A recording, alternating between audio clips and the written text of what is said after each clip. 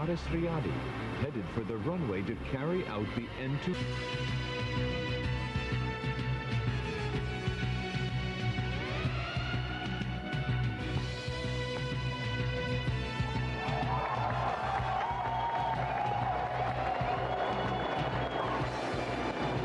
Kanal YouTube Teknologi Pesawat Terbang ini bertujuan memberikan informasi tentang aspek-aspek pesawat terbang berdasarkan pengalaman saya selama 40 tahun lebih sebagai engineer di IPTN maupun di Jerman, yaitu di Airbus Industrie, di Vercel Dornier, dan di Lufthansa Technik.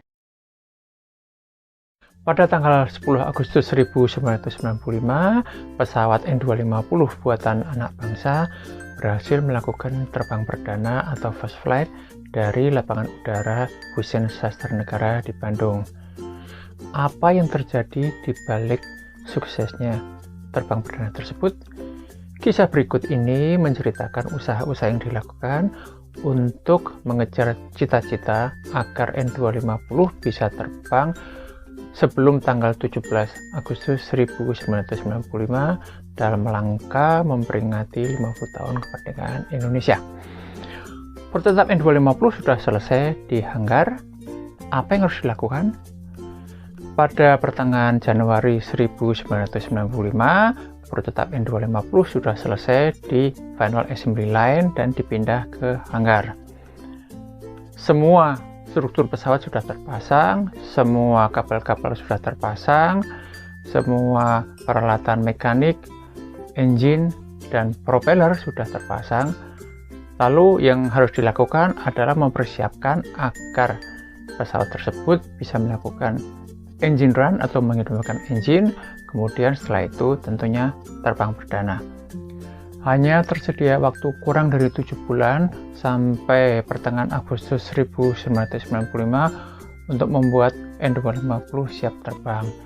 Bagaimana cara membuat pesawat tersebut siap terbang? Itu yang berputar-putar dalam benak kami karena sebagian besar dari kami masih sangat muda. Kemudian IPTN belum pernah membuat pesawat sendiri dengan kapasitas 50 penumpang dari nol. Selama itu pesawat-pesawat yang di assembling di IPTN adalah buatan dari luar seperti C212 buatan KASA, kemudian Super Puma dari Perancis, Bell dari Amerika, kemudian CN235 itu adalah kerjasama antara IPTN dengan KASA dari Spanyol.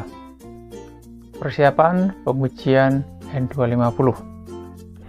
Pada minggu ketiga Januari 1995, pimpinan IPTN mengadakan rapat untuk menyusun program yang memungkinkan N250 terbang sebelum 17 Agustus 1995. Pada saat itu, saya memimpin SIL atau System Integration Laboratory yang terdiri dari yang pertama, Iron Bird untuk melakukan pengujian pada flight control, landing gear, dan hidrolik.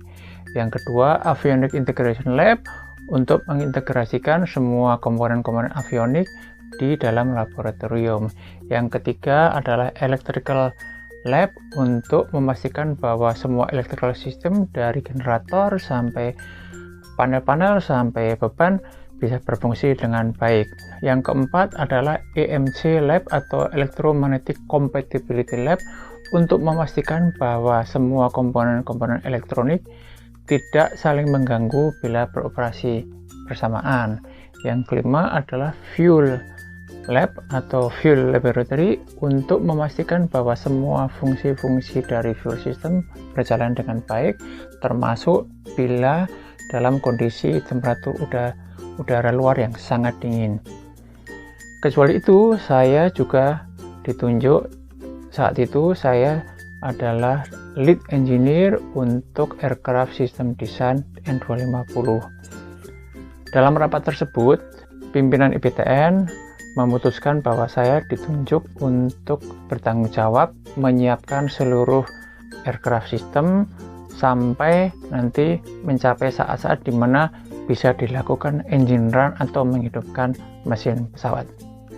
Apakah aircraft system? Aircraft system adalah sistem yang diperlukan untuk mengoperasikan pesawat terbang dengan baik dan aman. misalkan avionics yang terdiri dari navigasi, komunikasi, dan hal lain. Kemudian electrical power system yang terdiri dari generator, kemudian distribusi atau proteksi dari sistem. Kemudian ada environmental and protective system, itu misalkan pengaturan temperatur dalam kabin, pengaturan ventilasi, kemudian pengaturan cabin pressure atau tekanan udara di dalam kabin. Lalu ada fire protection system, yaitu untuk fire detection, kemudian fire extinguishing, kemudian juga ada smoke detection system. Lalu ada aircraft lighting, yaitu untuk external light, misalkan landing light, kemudian anti-collision light, navigation light, dan lain-lain. Dan juga internal lighting seperti cabin lighting, lalu emergency lighting. Yang berikutnya adalah hydraulic system yang digunakan untuk menggerakkan beban-beban tertentu, misalkan control surface, kemudian juga ada landing gear untuk menaikkan dan menurunkan. Lalu ada flight control system untuk mengontrol semua control surface sehingga pesawat bisa diarahkan sesuai dengan perintah dari kokpit, misalkan untuk elevator, rudder, kemudian juga spoiler, flaps, dan seterusnya. Lalu fuel system itu terdiri dari fuel quantity, kemudian fuel pressure refueling, fuel jettison, dan seterusnya, dan masih banyak sistem-sistem yang lain. Pembentukan tim untuk persiapan dan pengujian N250. Tim kami terdiri dari ahli-ahli dari desain office atau desain engineer, kemudian dari pengujian, lalu juga dari quality control, dan juga dari production untuk persiapan di hangar.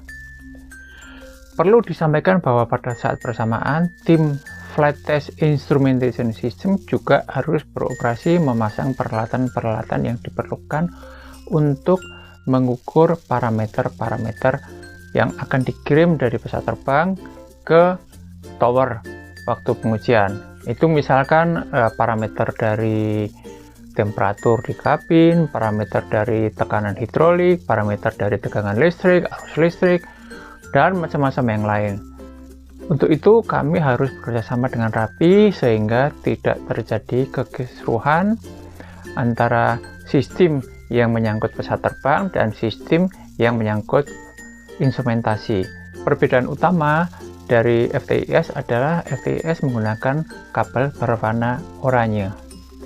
Jam kerja dibuat dalam 3 shift, yaitu dari jam 7 sampai jam 15, setelah itu yang kedua sampai jam 23, yang ketiga sampai jam 7 pagi, dan begitu seterusnya. 3 shift per hari, 7 hari per minggu.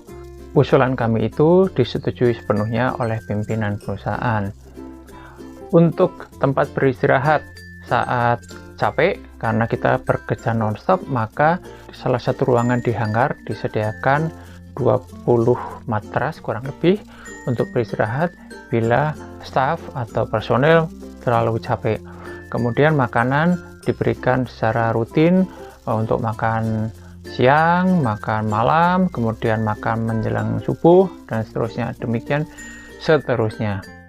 Pengukuran pertama sebelum aliran listrik masuk ke dalam pesawat terbang. Yang harus dilakukan adalah pengukuran structural continuity atau tahanan struktur di pesawat terbang yang ordernya harus sangat rendah dalam skala miliohm. Hal ini sangat penting karena untuk menjaga agar sistem-sistem listrik bisa berfungsi dengan baik, arus balik bisa berjalan dengan lancar, kemudian juga pada saat terjadi sambaran petir, maka semua arus-arus yang sangat tinggi itu yang ordernya ratusan kiloampere bisa menyebar dengan sangat cepat dan tidak membahayakan pesawat. Yang kedua itu adalah pengukuran tekanan pada pipa-pipa hidrolik dan pipa-pipa fuel atau bahan bakar. Pada pipa hidrolik, tekanan nominal adalah 3000 psi, Jadi harus diuji pada 3000 psi, kemudian juga diuji pada overpressure. Lalu pada sistem bahan bakar, maka pipa pada fuel system juga diuji nominal pressure 50 psi dan juga overpressure. Cabin pressure test. Cabin pressure atau tekanan udara di dalam kabin harus stabil, kebocoran harus minimal sehingga tidak terjadi kehilangan tekanan atau pressure loss di dalam kabin pesawat saat berada pada ketinggian jelajah. Untuk pesawat N250, ketinggian jelajah adalah 25.000 kaki. Sedangkan tekanan udara di dalam kabin itu harus setara dengan 8.000 kaki. Pada tekanan udara 8.000 kaki ini, manusia masih bisa bernapas dan bekerja dengan normal. Pada pengujian di hanggar, kabin pesawat diisi dengan balok-balok styrofoam yang sangat besar. Tujuannya adalah mengurangi volume udara di dalam kabin tersebut. Dengan demikian, maka energi potensial yang merupakan perkalian dari P atau pressure dan V atau volume juga rendah. Ini untuk mencegah terjadinya kecelakaan karena energi potensial tinggi, kemudian pintu bisa terlempar keluar dan mencelakai person pada saat pengujian. Pintu atau jendela dipasangi alat pengukuran tekanan udara, lalu kabin dipompa dengan kompresor.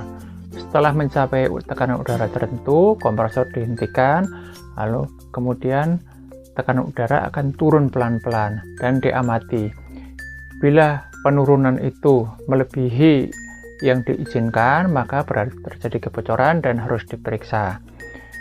Pada pesawat terbang, banyak sumber-sumber kebocoran yang bisa menyebabkan turunnya tekanan, yaitu misalkan pintu yang tidak tertutup rapat, apakah sealnya atau desainnya yang kurang tepat, kemudian outflow valve untuk pengaturan tekanan udara di dalam kabin, kemudian pitot dan statik, kemudian pintu untuk panel-panel, dan lain-lain. Pengujian sambungan kabel dari ujung ke ujung. Pesawat N250 sangat mengandalkan listrik untuk sumber daya dan juga sinyal listrik untuk melakukan kontrol terhadap semua peralatan yang ada di dalamnya. Misalkan pada hydraulic system kita memiliki hydraulic pump, lalu untuk fuel system juga ada fuel pump. Semua kabel yang terpasang harus diuji untuk memastikan bahwa sambungan dari titik A di depan betul-betul tersambung ke titik B di belakang. Itu disebut electrical continuity test atau wire bundle continuity test.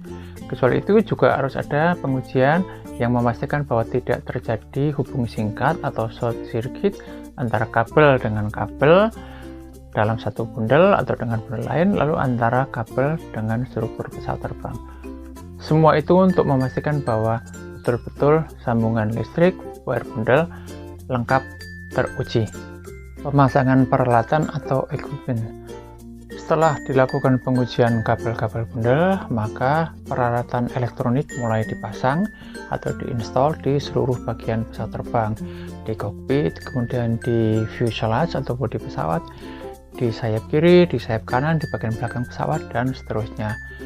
Setelah dipasang, maka dilakukan penyambungan menggunakan konektor atau plug, colokan gitu ya, disambungkan. Dengan demikian, maka pesawat siap memasuki tahap berikutnya, yaitu pengujian dengan menggunakan listrik, baik untuk daya maupun untuk kontrol sistem.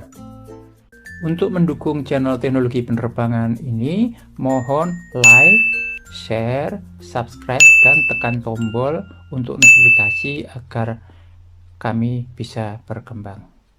Terima kasih.